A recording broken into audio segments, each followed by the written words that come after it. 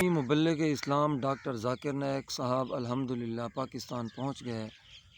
وہ لوگ جو کہتے تھے کہ ڈاکٹر ذاکر نائک کا پاکستان میں استقبال نہیں کیا جائے گا یا انہیں ویلکم نہیں کیا جائے گا، وہ دیکھ سکتے ہیں کہ پاکستانی عوام نے، پاکستان کے لوگوں نے ڈاکٹر ذاکر نائک کا کس طریقے سے پرتپاک طریقے کے اوپر استقبال کیا۔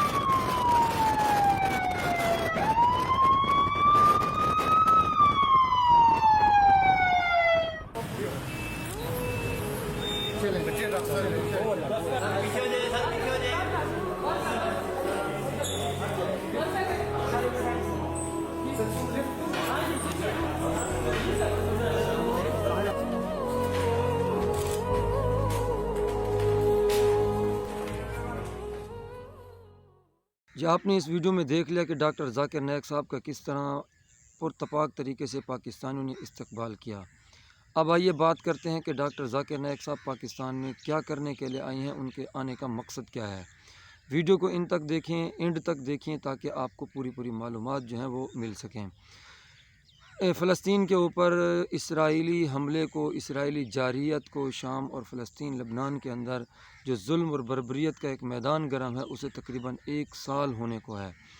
عالم اسلام کا اب متفق ہونے، یعنی کہ ان کو متفق ہونے کی ضرورت ہے۔ اب عالم اسلام کو متفق کون لوگ کر سکتے ہیں؟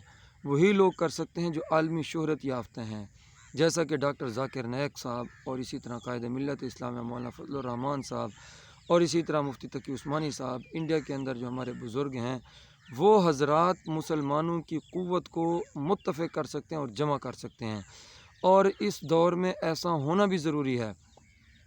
اب صرف مسلمان لیڈروں کا متفق ہونا بھی ضروری نہیں، بلکہ عوام کے دلوں کا بھی فلسطینی عوام کے ساتھ اور ان کے ساتھ محبت کا ہونا ضروری ہے۔